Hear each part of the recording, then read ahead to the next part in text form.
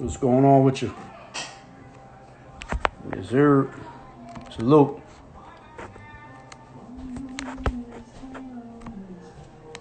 We got a goodie. We got a goodie. Keydren Clark.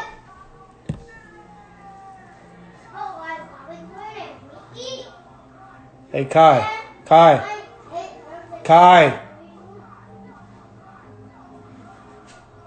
You guys are being too loud.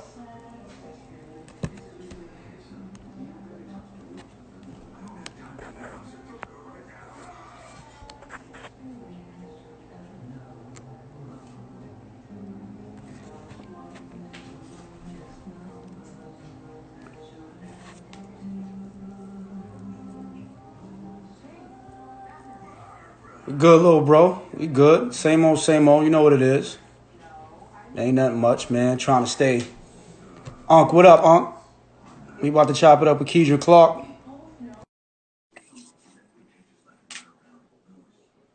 Always, Unc. You know that. Always love.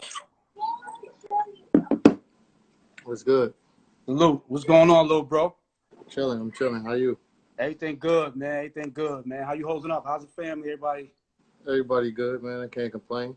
Beautiful, beautiful, man. First and foremost, before we even dive right into it, man, I want to, on behalf of myself and my partner, Keydren Moore, we want to sincerely thank you for taking the time out of your precious schedule to chop it up with us, to kick it with us, and to pretty much tell people somewhat of your story. I mean, if they don't know, they're going to find out.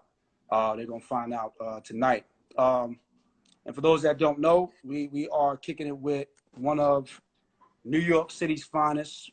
When you talk about some of the toughest guards that come out of New York City, you have to mention Keydren Clark, former certified pro, Rice, St. Peter's, and again, one of the toughest guards to come out of New York City. So again, we thank you. Salute to you for joining us, man, chopping it up with us, man. And I think one of the first things, man, that I want to ask you is when did it start for you?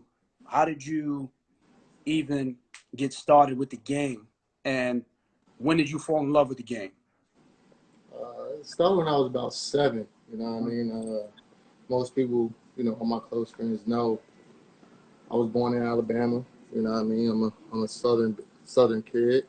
My mom's moved up here when I was 7, but my father's side of the family, all hoopers. You know what I mean? Dang. They all got height. They all tall, 6'4" and up. You know what I mean? So it's like, damn, I ain't getting none of the height or whatever. But seeing them and being around them. My dad, he has 4 brothers, so they was always on the court. So it was by nature that I gravitated to it because I would always be at the park with them, watching them play. And then when my mom moved to New York, that was a common thing. And what I mean, in the early '90s, everybody's in the park playing. You know what I mean, the older kids wouldn't let you play, so you had to play on the monkey bars and wait your turn. And then that kind of where it all started on the monkey bars. You know what I mean? I developed a jump shot on there. Then it later on carried over to the real court. You know what I mean? I couldn't really get it up there, so I had to shoot it with like a slingshot. But you know what I mean? It would still go in or whatever. So that was basically like my introduction to it. And then from there, you know what I mean? You know how the story goes. Now when did you get your first taste of organized basketball, like under the whistle? I would say I was probably about 10 with Coach William Francis, Coach Wee. Coach Wee, okay, yes, Coach legend. Wee, what I Yes. mean? I was running with him, with his team. We all stars. He had us none but running, pressing, and shooting. You know what I mean? Like that. That was our whole my introduction to it. And then from him, I linked up with Coach Kev, who had Manhattan Valley with Billy Dotson, great legendary figure. And then it just every summer it just continued to grow and grow and grow. Then I later on hooked up with Riverside Church. You know what I mean? I tried out for Gauchos. Coach Dave told me I wasn't good enough. You know what I mean? Shout out to him for cutting me, saying I wasn't good enough. Yo, but how old were you when you tried out for the Chos? I was in high school. High school, and they told you, they said that you weren't good enough.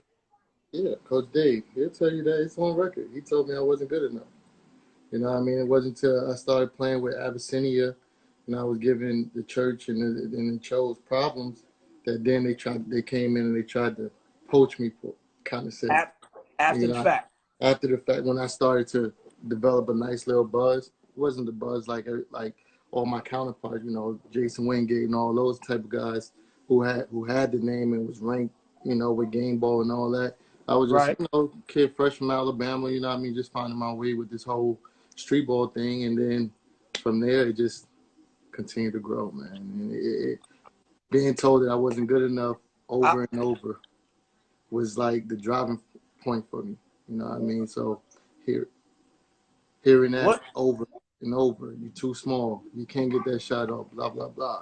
So it just continued to drive me, and I continued to work on my game, and then started to take the city by storm. I wanted to go back really quickly and ask you that question. Him saying that to you, what kind of fire, if any, did it light inside of you to now want to prove, maybe not necessarily prove him wrong, but say, you know what, okay, no problem, I'm gonna show you. It lit a huge fire under me. You know what I mean? Like, I'm at Rice High School. I'm with you know what I mean, Jason Wingate. I'm with you know what I mean, I'm with Steve Bird. I'm with all these guys. You know what I mean? And it's like, damn, you telling me I'm not good enough? Okay, cool. So my junior year or whatever, I ended up making the transition to Riverside with my boy Al Shep. We go over there. They said they ain't let us play to the top level. We had to play on the B team. So while we playing on the B team, we tearing the city up. We killing everything, winning every tournament, every championship.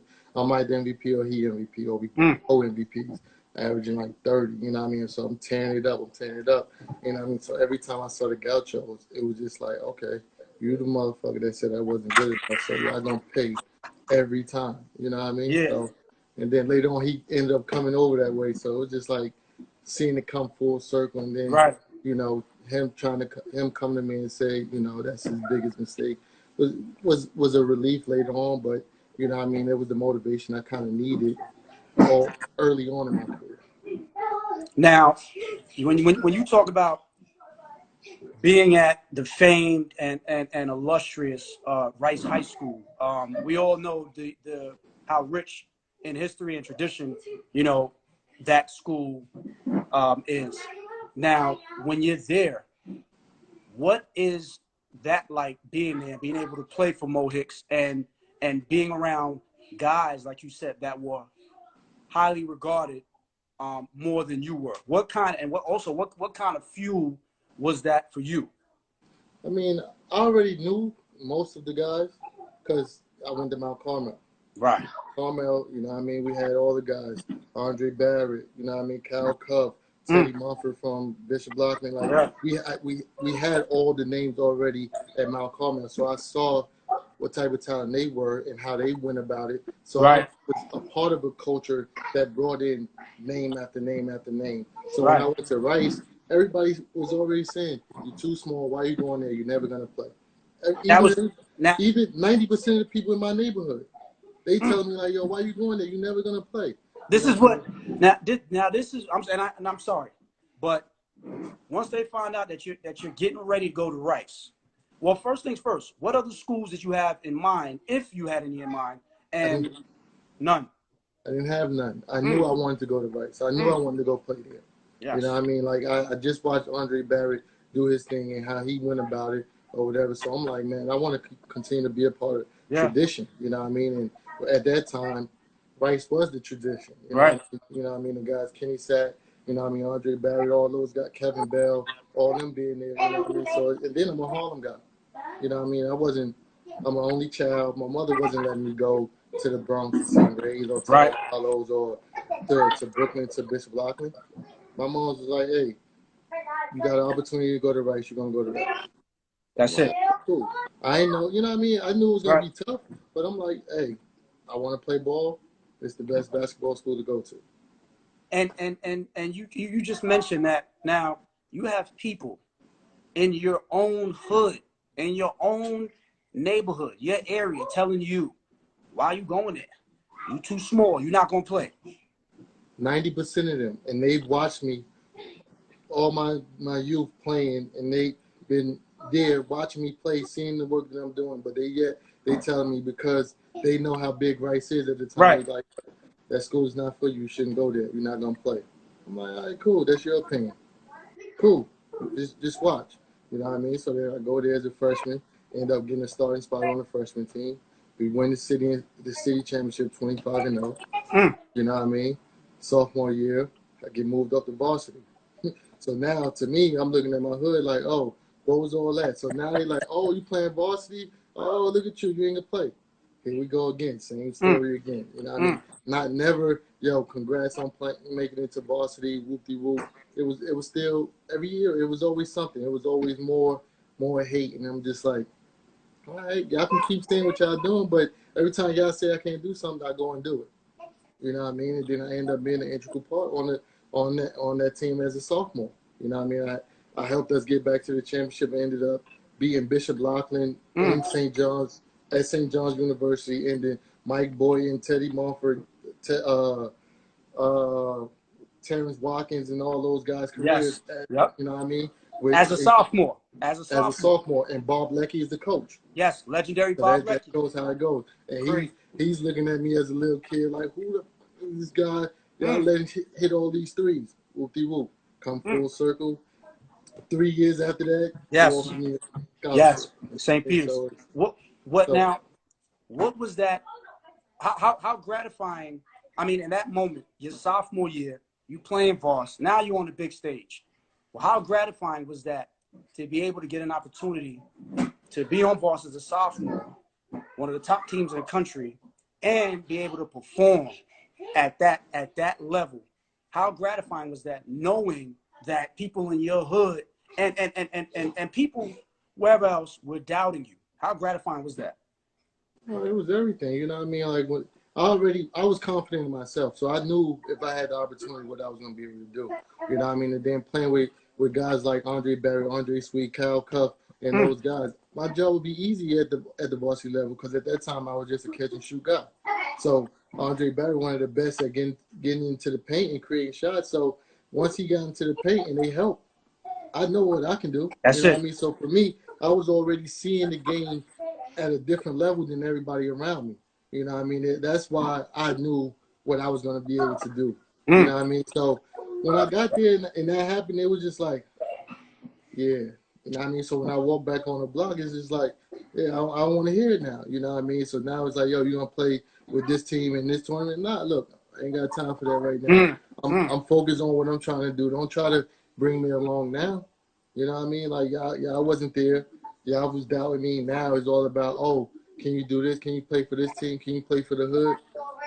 I can't do it right now. Y'all doubted me. You know what I mean? And I'm still coming into my own. I'm not even who I am, you know what I mean, who I want to be yet. I'm still learning the game. I'm a sophomore. I'm still 100 pounds at this stage, you know what I mean? So, you know what I mean? I ain't got the ball handling, none of that. I'm just a catch and shoot guy. So, you know what I mean? I would just take it with a grain of salt, and I just kept using everything around me as motivation. So now you talking about going from your sophomore to your junior year on Voss.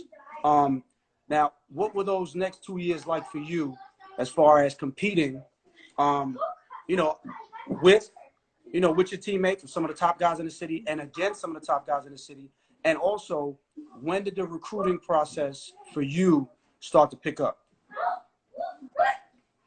The competition, I've never been a part of nothing. Nothing, no team, as a pro, college, anything like at Rice. If you was able to survive those practices night in and night out, you were going to be a dog. If you wasn't a dog, you was leaving.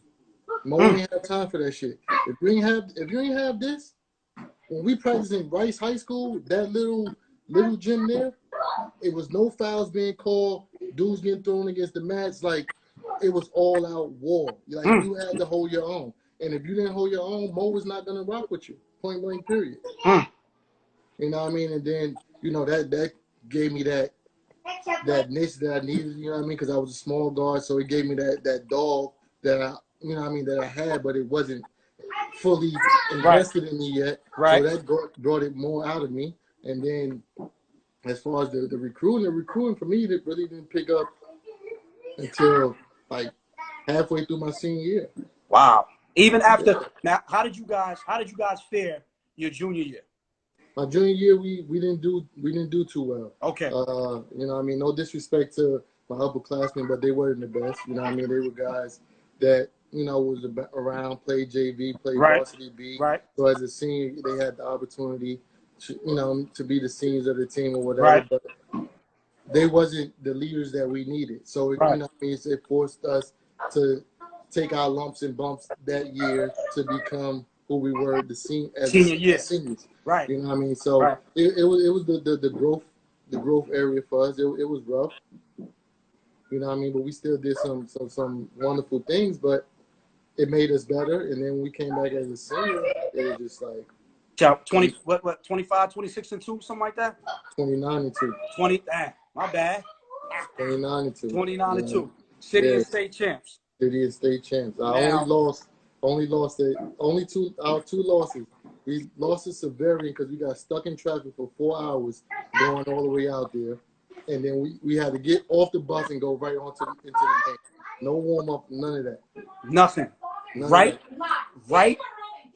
into it. Right into the game. And then the other one, and Mo was kind of sick that game, so he was in and out the bathroom. So like we wasn't really who we needed to be. Right. And other loss was to Westchester.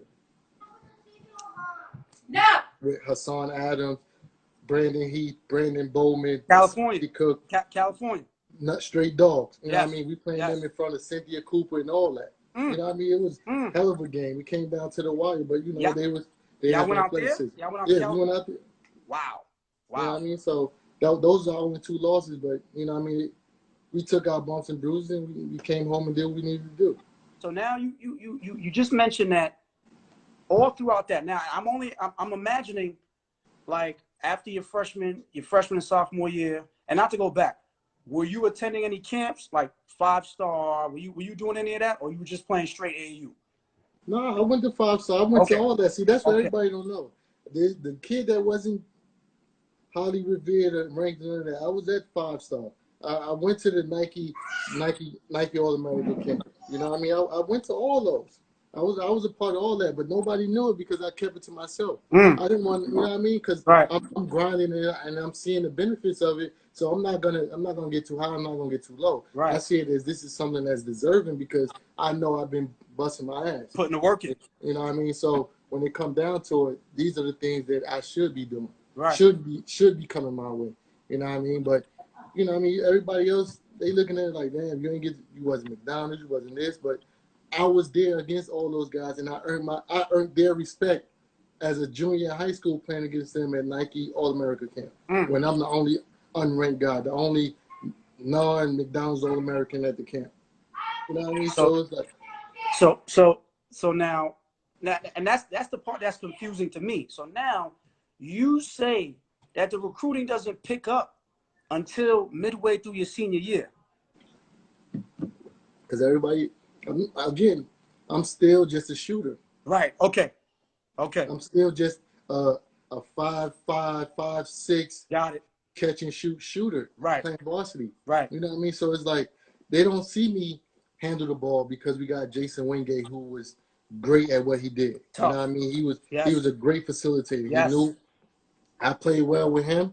You know what I mean? I knew where to go when he drove to the basket this way and vice versa. So it worked for me. So I never had to step out of my comfort zone to show that. And it might have probably hurt me in a sense because colleges didn't get to see me play the point. But now let me ask you this also. But in the midst of all of that, you already knew what type of dog you were, aside from what everybody else thought, in terms of you just being a catch and shoot. You knew that you, when given the right opportunity and the time, that you could run the show and still get yours.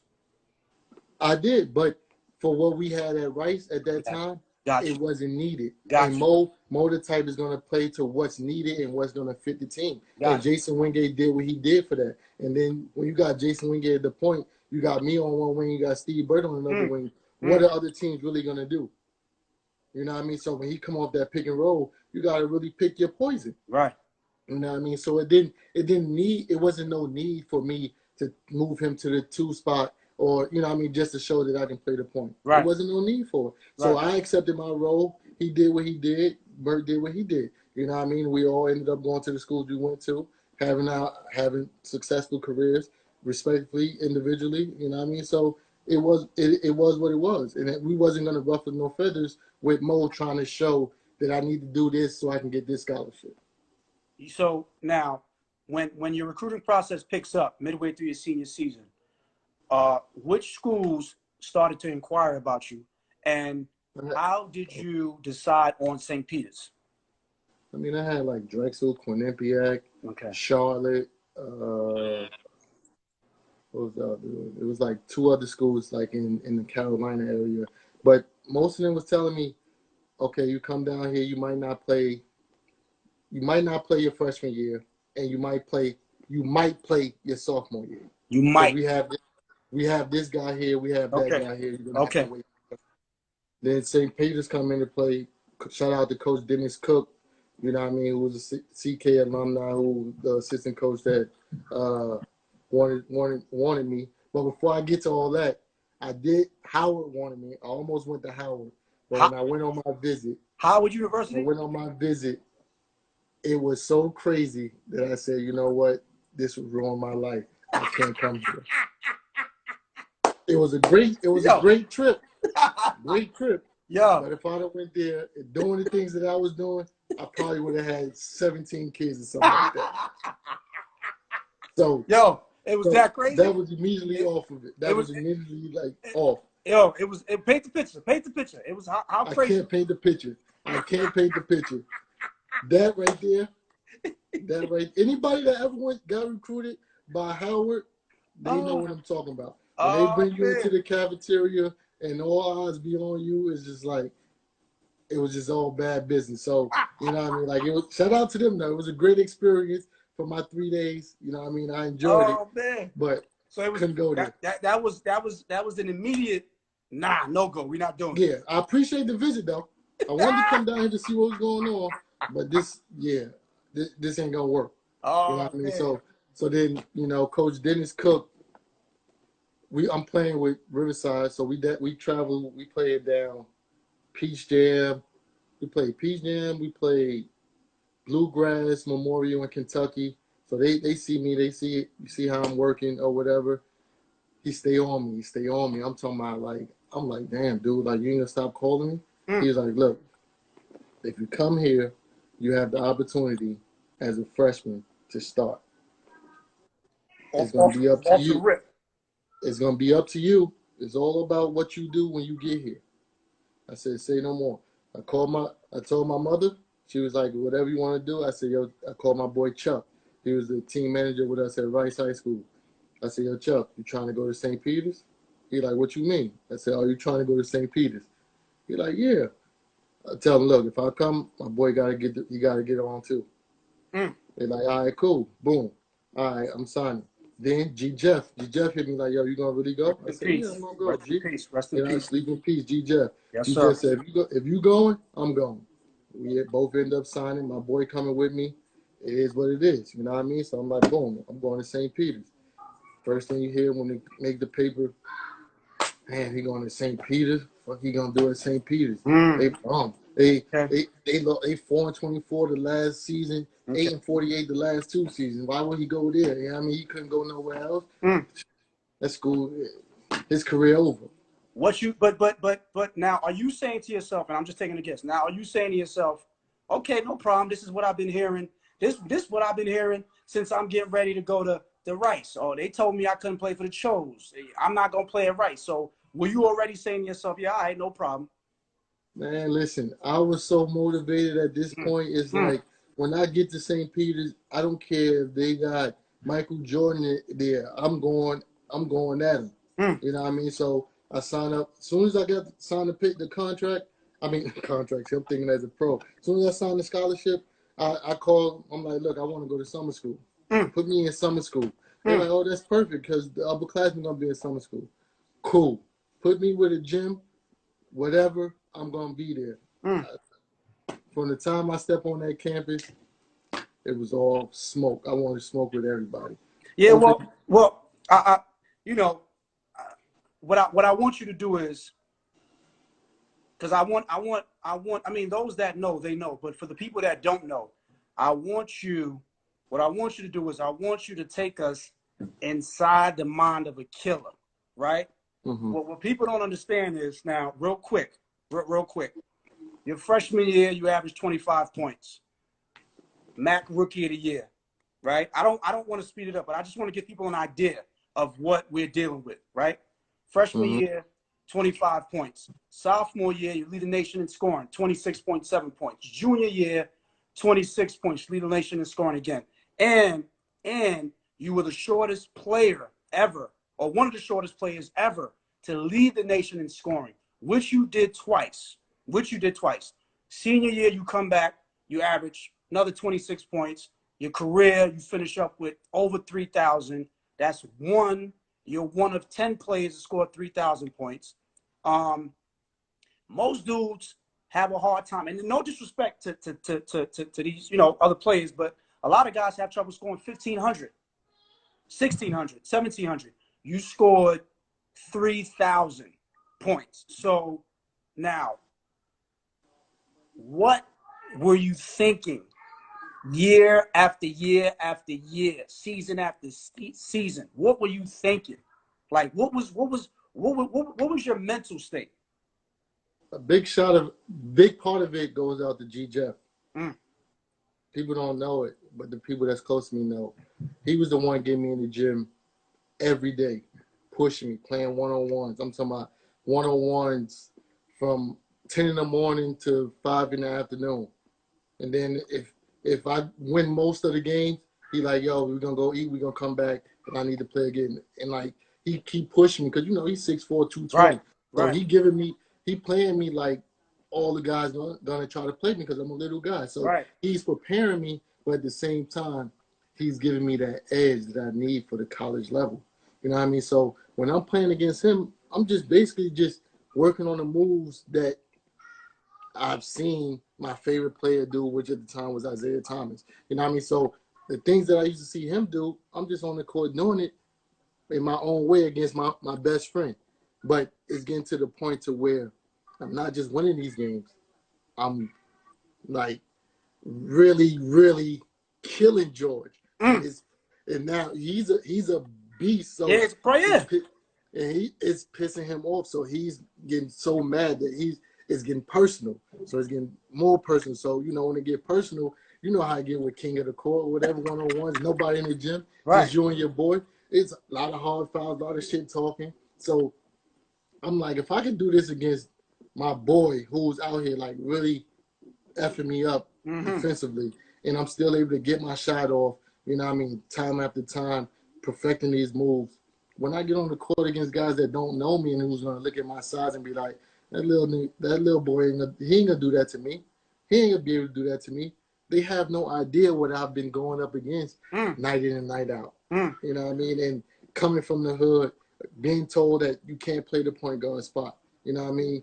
Rick Pitino came into Rice High School and said he's not gonna play Division I. Rick Pitino said that about you. Rick Pitino told that to Mo Hicks. About you. After my freshman year, after averaging 25, he called Mo like, yo, Mo, can he transfer? This what people don't know. He like, yo, Mo. This one he at Louisville. He's at Louisville. This one at Louisville. Now he like, wants yo, you to Mo, transfer. You think your boy a transfer? Mo called me. I said, yo, Mo. He said I wasn't good then. I'm not good now. I'm a loyal dude. If you ain't believing me then, don't jump on the bandwagon now. That's just how I felt. You know what I mean? And it might have changed the way that my career have went, but I have no regrets. If you didn't believe in me then, I'm not one guy that's just gonna be like, oh, you gave me an opportunity, so now I'm just gonna crap on you and go over here because Right. now they think I'm hot. Right. You know what I mean? Y'all gave me an opportunity. I'm gonna stay here and stick it out. Do whatever I'm doing.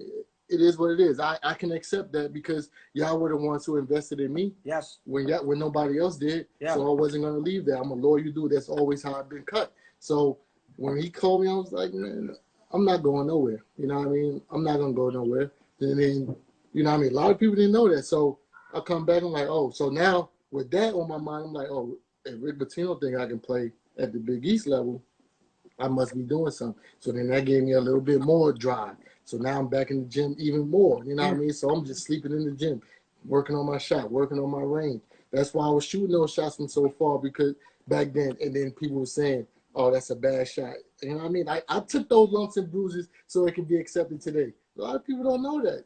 All these younger generation, they say they just think I was a scorer. But these long shots that they doing now, I was taking those shots when everybody was like, those are horrible shots. Yeah. But I was making them. I was making them. Those there's a were my difference. comfort shots. There's a difference. You shot those shots, and for you, see, the thing that people don't understand is that, like, when you're able to make those shots, for you, those are always going to be high percentage shots. For in your mind, you're like, listen, this is nothing. I can make this in my sleep. But on the outside looking in, oh, that's a bad shot. But then when you go 6 for 10, 7 for 11, now it's, oh, yo, he could shoot. He got a jump shot. But these are things that, like you said, that you worked on day in and day out. One of the questions that I've always wanted to ask you was, how difficult was it for you to come back the following season and to say, you know what, last year I averaged 25, right? This year I have to up the ante, and I have to apply a little bit more pressure. How difficult was it for you to be able to do that? I wouldn't say it was difficult because I didn't put that pressure on myself. See, people always think that I went into the game saying like, yo, I'm going to score this, I'm going to score that. That wasn't my thing. Those who ever watch my games in college, before they can judge me, they're going to say, first thing they'll say, oh, he's a gunner. That wasn't the case. I always tried to get my teammates involved first. If my teammates got involved, it made it easier for me to get my one-on-one opportunities. I was so far ahead of the game mentally with the game that people didn't understand what I was doing. And then even if my teammates didn't get going, I gave them their opportunity. So now when I put this book bag on, y'all just gotta, be ready when the opportunity presents itself for you to get that open shot. Because I know what I can do offensively. But I need y'all to get some shine because when y'all start hitting, it makes it easier. Now it's a one-on-one with whoever in front of me, and I know I can get whatever shot I want one-on-one against anybody, period. During your sophomore season now, when did it become evident and apparent to you that you were leading the nation in scoring? Was that something that did you know, like, okay, I'm this is what I'm doing. I'm leading the nation in scoring. Were you keeping tabs on that? No, I wasn't. But my boy Chuck Parker, he would always tell me, you know what I mean? He would always be on the sideline like, yo, whoopty whoop, you gotta do this, you gotta do that. You know what I mean? Like he would whisper little things in my ear. Like if I was being too cool on the court, he'd say something that he knew would get under my skin because he was my boy. You know what I mean? He knew how to ignite that fire that I needed night in and night out. So if he saw me too cool or too lax, he would say some foul crap in my ear during the timeout, and then it'd be like, oh yeah, I'm, you know what I mean? And then I'll go out there and then I'll do something, and then he'll look at me from the bench like, see, I told you. You know what I mean? So, you know what I mean? Having him in my corner throughout that run was also a big thing too. You know what I mean? Like he kept me grounded. He never let me get too high on myself. He always said some effed up mess to bring me down. You know what I mean? But that was just our relationship. It's a dysfunctional relationship, and that's just how we got along and how we get along today. Right. You know what I mean? So, you know what I mean? Shout out to him for holding me down. So, again, like I mentioned before, you lead the nation in assists your sophomore year. You come back your junior year, you do it again. coming back. Before you even get there, I don't mean to cut you off. No, come on, See, man. what people don't understand. I led the nation in scoring, but I also led the nation in steals. Yes. See, they never put that out there. You know what I mean? Yes. Like I was out there.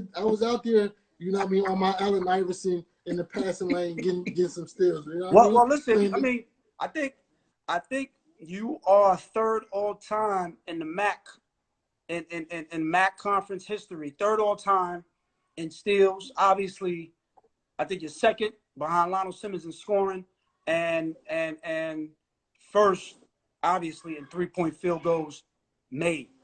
You know what I mean? So, you know, I think what happens is when people know you for being, yo, he gets buckets and he scores at a high clip, they forget about what you did other than score. You know what I mean? So, you know, they forget. So now they like, yo, oh yeah, he led the nation in assists. I mean, led the nation in steals. Oh yeah, they don't, you know, they're not paying attention to that, especially when they know, yo, that's Kiki. He pulling from half. He had 38. He had 42. Yada yada yada. So, you know, it's crazy. Now, like I was saying, so after your sophomore year, when you know, all right, boom, I'm the NCAA scoring champ. Going into your junior year, what are you thinking about? What are you thinking about in terms of what it is you have to accomplish? And I don't want to say individually, but are you thinking like, yo, you know what? I'm gonna go out here. I'm like I did this last year. I'm about to destroy these dudes this year. Yeah. See, like going into my junior year, I knew I was gonna kill the MAC once again. Like that wasn't my thing. My thing was I'm trying to get an invitation to Portsmouth. I want an invitation to Chicago pre-draft. Like my mindset was on those things. Like I'm trying to get there. You know what I mean? I can see how things is going with the career. You know what I mean? Of course, I want to win the championship in the MAC. You know what I mean? I want to make it to the NCAA tournament. Those things are on my mind. But deep down inside, a kid from the hood, I'm like, man, listen, if I can get an invite to Portsmouth or to the NBA pre-draft, that's going to put me in a position to where I have my best shot of, you know what I mean, potentially making it to the NBA or whatever. Because, you know, at that time, I'm dreaming. I'm like, man, listen, I think I got a legit shot at making the NBA. So that's all I'm thinking going back into my junior year. I'm not thinking about, you know what I mean, how many points I'm going to score. All I'm thinking about, what can I do to help myself get an invite to one of those things. And then as the season go along, and I started hearing about, shout out to Charles Jones for leading the nation and scoring back-to-back. So Yes, they sir. like, yo, if you do it back-to-back, you could be like Charles Jones. You could be like Oscar Robertson, whoop-de-whoop. So I'm like, okay. So now when I hear that, so now it's like, okay, now I do need to pick it up a notch. I need to try to average 26, 27 once again. So now I put that pressure, for the first time, I put that pressure on myself. Like, all right, to get myself in this position for my pre-draft or Portsmouth invitation, I got to go out and book bag it one more time with 27, 28 again. And then, you know, I go out there and I do it. You know what I mean? But how now also, how difficult was it putting the pressure on yourself? And not only that, this is your third season in. You're coming off a season where you already led the nation in scoring. And now they all know the scouting report is out. So everyone knows what you're capable of doing. How difficult was it to accomplish that feat again, knowing that all the teams are keying in on you and you're the focal point? By this time, I've seen every defense. But after my freshman year, I saw every defense possible. I saw full court, man to man with a denial once I get a ball up. I saw boxing one. I saw traps in the backcourt, traps as soon as I come over the court. You know what I mean? I saw all these defenses, and then so I just started to break the game down into different parts. How can I be more efficient? If I get a ball up here, I can use my quickness coming off the screen, steal a point here. You know what I mean? Or defensively, if I get a steal in the half court set, I get to go in transition. So I'm breaking down the game to where I can steal points. You know what I mean? Then that's when I started to see like, oh, the transition three is the best shot for you, Keith. So when, you know what I mean, that's what made Lecky put in a little, you know what I mean, the drag play for me in transition. Coming down in transition, most people going to the basket, all the bigs going to the basket. Yes. Yes. I'm not even trying to go there. I know 3 is more than 2. Right. So you keep backpedaling, your guard gonna get hit with this screen, and I'm getting me a wide open shot. So then, you know what I mean? So I just started breaking the game down like that. Then when it got to the point to where they started, I love that shot, that's when I had to get a little bit more crafty. You know what I mean? Split the D, reject the screen. You know what I mean? To get my shot off, because in transition, that's the hardest time to start someone that could shoot from so far and have quickness.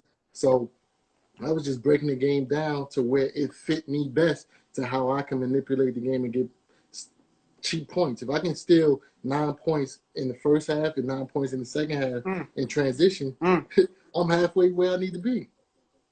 So you know what I mean? You do it again.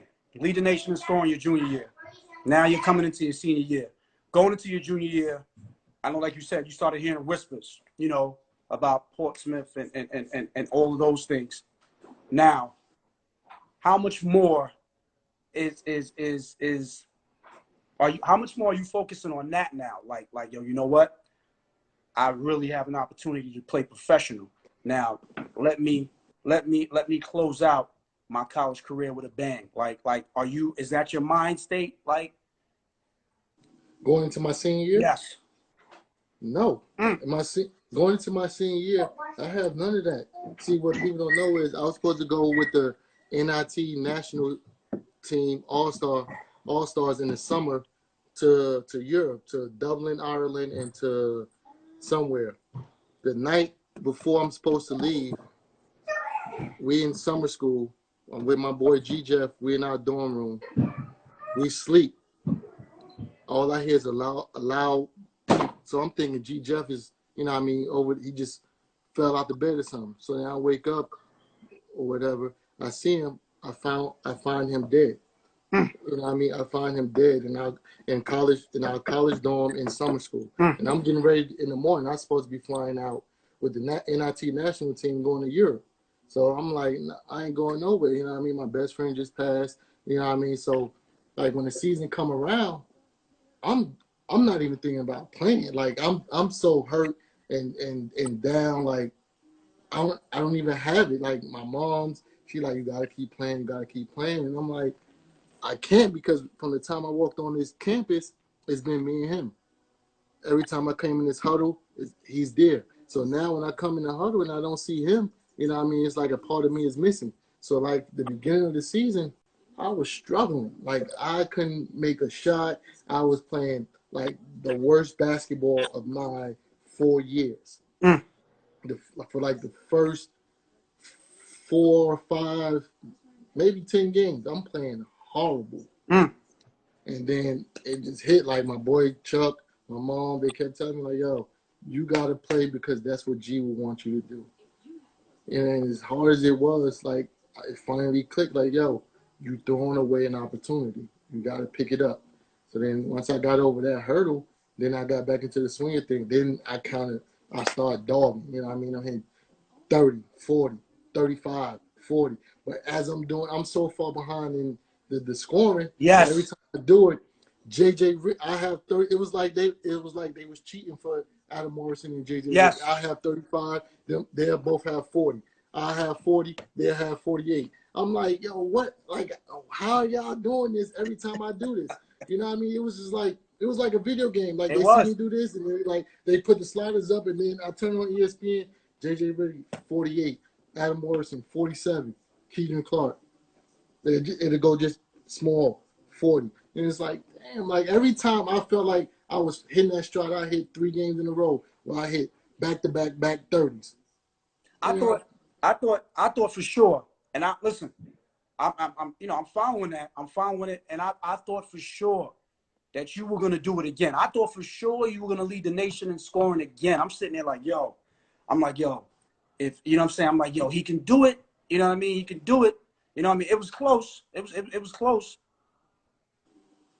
It came down to them playing more games than me though. Yes. That's the thing. Yes. Even with the 3-pointers made in college history, Right. it always came down to everybody that's above me played more games than Right. me. You're right. You know what I mean? I never had no NCAA tournament games. But You know, I think you're sixth. I think you might be sixth yeah, all time. but when I finished, I was number 2. You were number 2. It was JJ, then it was me. Then you. And JJ played like 30 plus games more than me. Right. You know what I mean? So Right. it was like, if I had that amount of games more, hands down, it wouldn't even be close. But I can't be mad at that. Right. You know what I mean? He went to the school he went to, that allowed him to do that. But for me to still hold that spot with a team, where the school that I was at, Yes, with never making the NCAA tournament, for me it was a huge accomplishment. So I was like, it is what it is. To me, in my heart, I was like, I'm number 1. Like, I ain't played that many games. You know what I mean? So that was that. But it is what it is. Then so now you finish out your senior season. Like I said, you score over 3,000 points.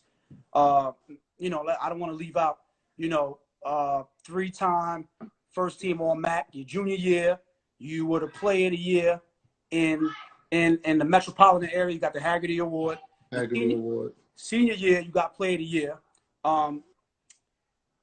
Now, where are you at mentally as far as embarking on your professional career now?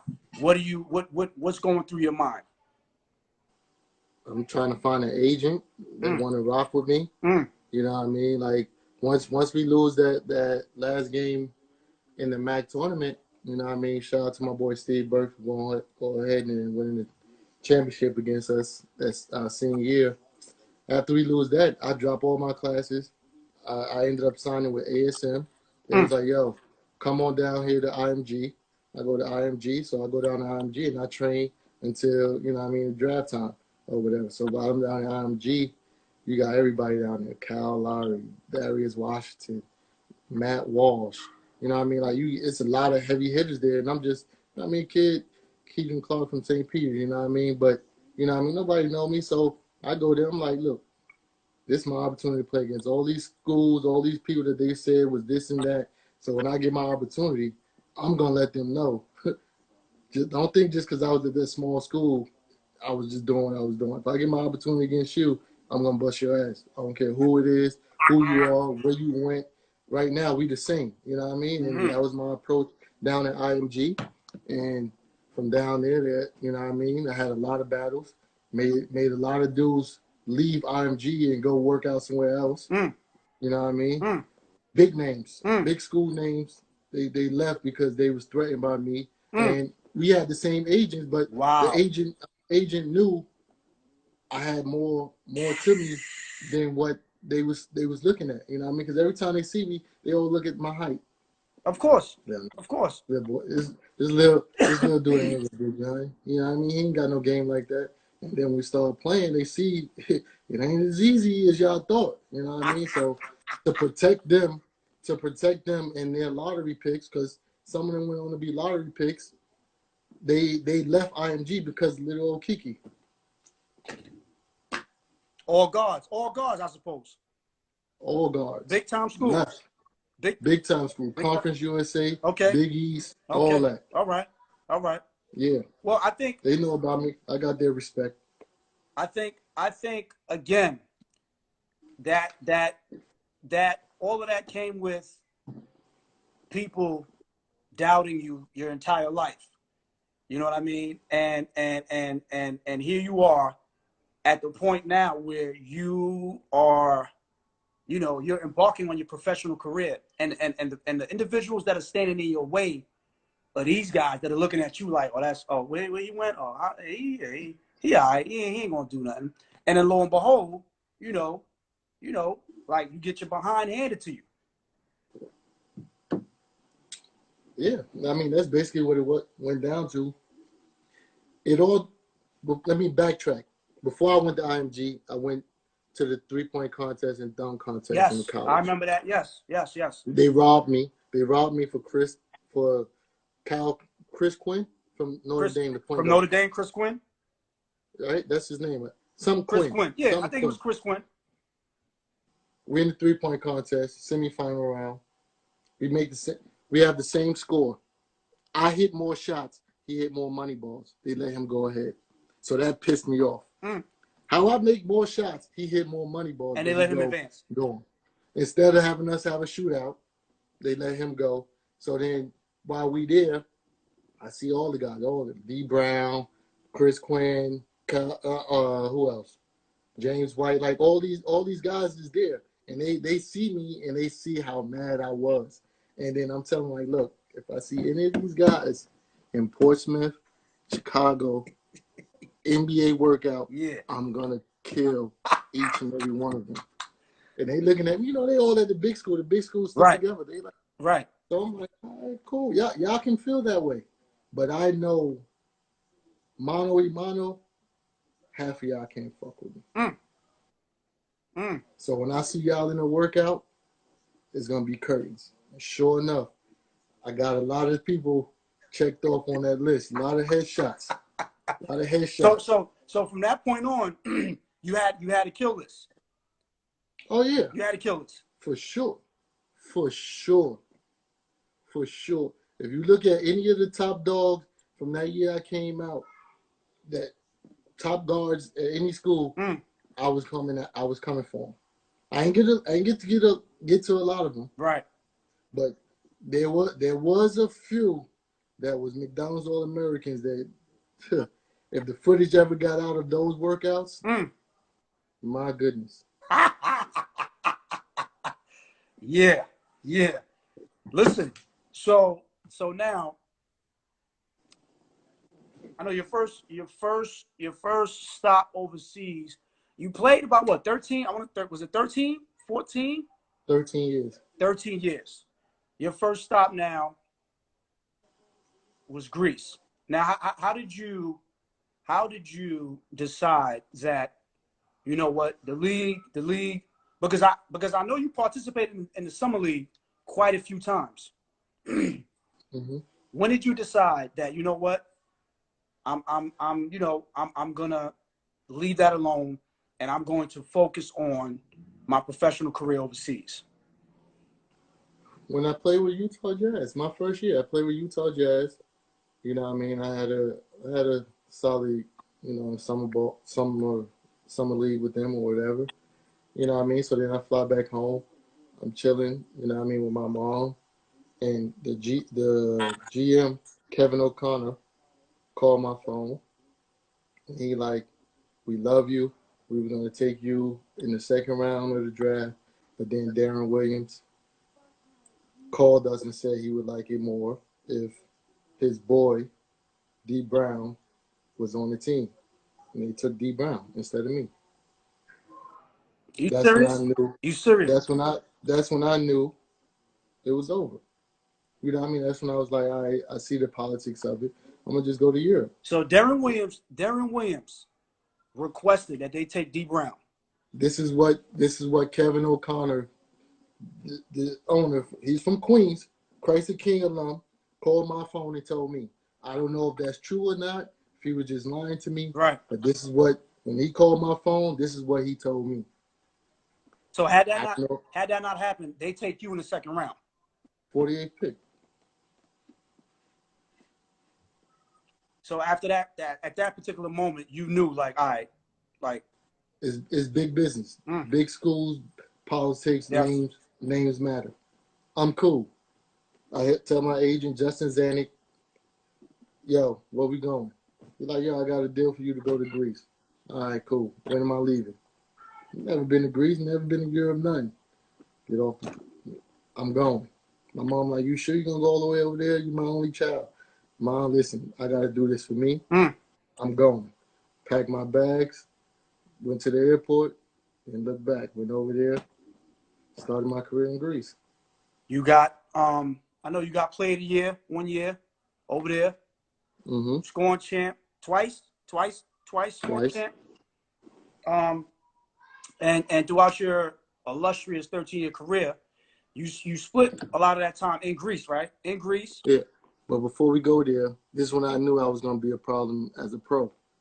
My third game in Greece, you know how many points I had? How many? Talk to me. You do your homework on this, man? Yeah. All the college career, off the pro career? Talk to me. Arguably one of my best games ever, man. I'm gonna tell you my number. 17 for 21 from the field. From the field? Yes. 8 for 10 from 3, 9 for 11 from 2, 8 for 8 from the line. 51, my third game in Greece. Third game. Once I saw that, and then that opened all the doors with the big teams and this and that, and I was just like, all right, I'm gonna be good in Europe. That right there solidified it for you. Like, okay, like I'm a pro. Like I'm a pro. I'm a certified pro. I'm a bad mug. I know I'll be able to survive over here. Now obviously you're playing in the top league. What was the competition like? Because like I mentioned, you played the majority of your years in Greece, right? What was the Greece and Italy? Greece and Italy, yes. And I know you had a stint in France and Turkey. France, Turkey. What was the competition like for you in Greece? And also, what was it like competing and playing overseas? Man, competition in Greece when I first went over had nothing but heavy hitters. I'm playing against Tony Delk. I'm playing against Scooney Penn. I'm playing against Mike Batiste, Drew Nicholas. I'm playing against Dematidis, who's arguably the best point guard in Europe. You don't see no small guards really. So I'm playing against that top Terrell McIntyre. I'm playing against like heavy hitting names. The lefty from Philly that went to Temple. Len Greer. Like these are the heavy hitters that I'm facing night in and night out. Day out. Yeah, like I'm like, damn, like you know what I mean? Like, do I get a night off? But I'm holding my own. And as I'm holding my own, the vets, they start taking a liking to me. And then they start showing me the ropes, telling me how to maneuver in the game, what I need to do, who I need to work with, you know what I mean, how I need to break the game down. And then from there, I just kept soaking up the information, kept working on my game, and then, just kept getting after it year after year.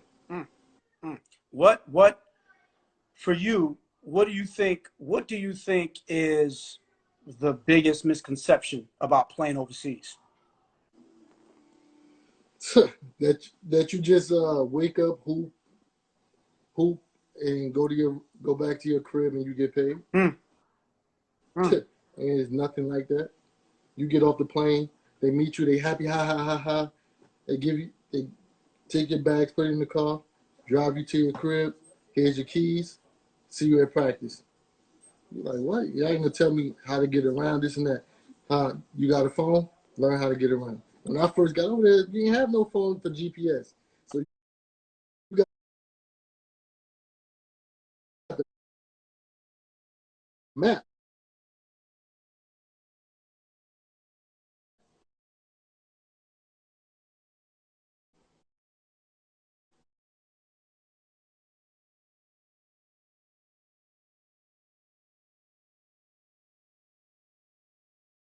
You got the car keys. Look,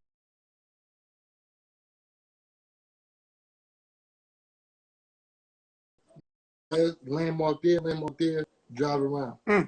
They don't see none of that. 2 days. As soon as you get there, you be in your city for the first 3 days. Then they take you to the mountains for 2 weeks for conditioning. Conditioning. Waking you up, running in the mountains. Like, I'm running in the mountains. I'm a ball player. Like,